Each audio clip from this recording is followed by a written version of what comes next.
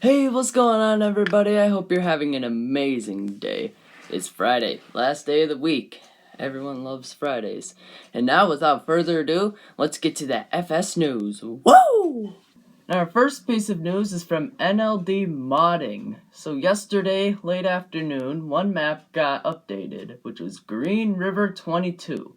This is because the wrong version of the map was uploaded on the mod hub, thus explaining why the update yesterday, the version was 1.0. Well, the correct version is out, 1.0.1. Green bridge at BGA side support now larger machines. Fix floating ground stained dirt second farm.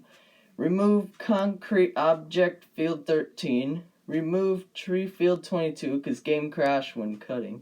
Fixed AI car speed. Moved lamppost at bridge to avoid AI getting stuck when driving by. And mirror fixes. Heads up, after updating, the default farms and objects can no longer be deleted by the multiplayer deleting system, which also blocks the player sale option. I gotta be honest, I have no idea what this means. The translations were pretty bad in the mod hub description, so there could just be an issue with translations to English there. Either way, you will need a new save game. So if you've been playing on Green River 22, you'll need to delete your old save for these new things to take effect. Now our next piece of news is from Wojtastic Fan Modding. He's updating his class Dominator pack to include new rims, new configurations, chalk spreader, axis spacing and colors, new lights, mirrors fixed, and corrected errors and bugs. They are hoping to have the mod update out by Christmas time, but of course you never know how long testing is going to take for something. The mod testing team will still be going 100% for the next week and a half away, so hopefully it gets through quickly. Drumroll please. 82 Studio has dropped another screenshot of their TLX Phoenix Winterwolf semi-truck. This time for the very front, so we can see the sheer size of the snowplow coming with the mod. So if you've got snow that needs to be moving well away from where it is, get ready because the right tool for the job is heading our way.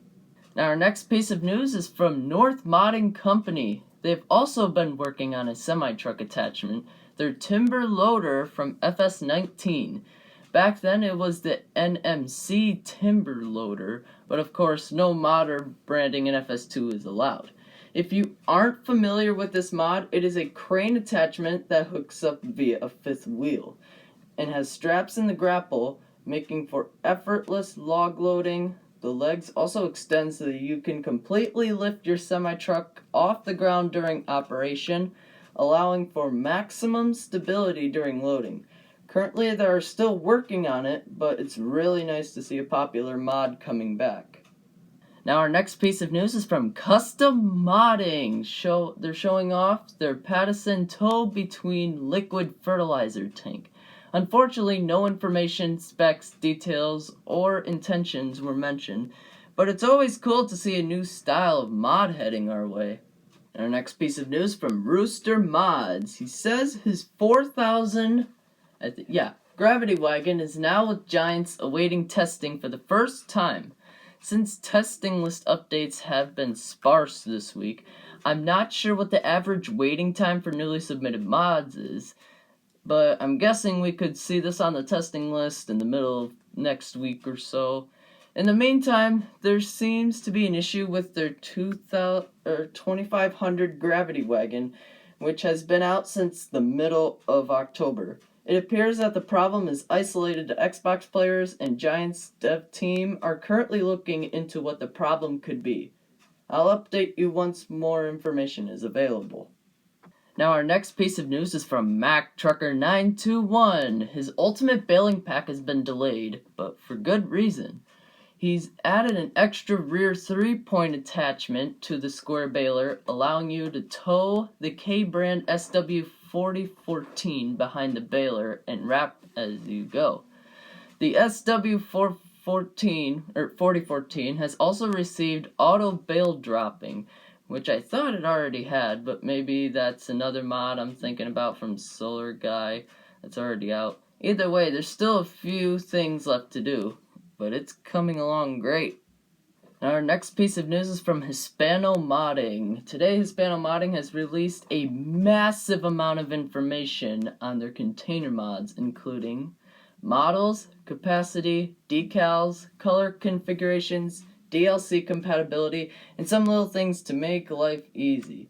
Let's start with the models. There will be 12 different models of grain containers, all of which have a high cube variant. Available in 20, 25, 30, 35, 40, and 45 foot versions. Next, the capacities in liters ranging from 27,800 to 79,200, making that one of the largest capacity grain bins in the game. Of course, there will be a few different decals, including a few different lizard configurations, Farm Sim 22, and 2 with smaller decals that don't stand out. And naturally, there will be lots and lots of colors to choose from. The containers have also been made compatible with the loaders from the new DLC. However, this seems to just be the addition of pallet forks, holes in the bottom, and not DLC specific. As mentioned, there will be readouts of the container specs on the side of the containers, so you just need to check that if you forget or want to know. Especially helpful in multiplayer. Oh yeah, and there will be tarps as well, so you can keep your crops out of the weather. So what do you think? Do these containers meet your expectations, or do you think there's something missing from their specs? Well, don't forget, we still got more information on the transportation trailers and loaders coming soon. Now, our next piece of news is from Joe's Modding. Well, speaking of containers, Joe's Modding has posted a new screenshot asking if we can guess what's happening. I'm going to go off on a limb here and say he's found a way to sell containers from the Platinum DLC with his mobile utilities mod. What do you think is going on here? Our next piece of news is from, well, I'll reveal it in a minute. Do you ever have an idea and just want to get it into FS ASAP? Well, that's what happened with Lancy Boy last night, as he gotten this barn idea in his head and had to get it out. It's a big barn with a large window to let extra light in on the top. This building will be added to the American Buildings pack that he's working on for all platforms. And it will also have a full color option, so it matches your farm perfectly. Our next piece of news is from Mapper's Paradise, have posted up a 1-to-1 showcase from Monet Farm's Redhead equipment in real life and on the map. As you can see, there are just a few things that have been changed or modified just because this is a game at the end of the day and some things have to be swapped out or different of the sake of gameplay. But this is looking good. A Canadian map is heading our way for all platforms. Currently the map is still being worked on, and I'll bring you more information once we got it. Now our next piece of news is from Poor Boy Modding. He has added another product to Wilhelmina Forest, crude oil. They've also taken a water tank and made it into a crude oil placeable, so you can use it wherever you are on the map. Additionally, he's got the wood dryer done, which can be used anywhere on the map as well. The map is almost finished, and he'll be sending it off to his internal testers. I think he already did, but I think so.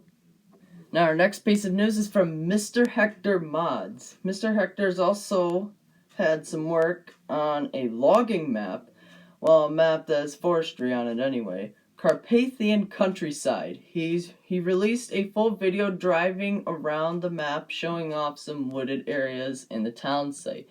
In this video, we can see a closer look at some of the points of interest on the map, which is quickly becoming one of the more highly anticipated mods or maps out there.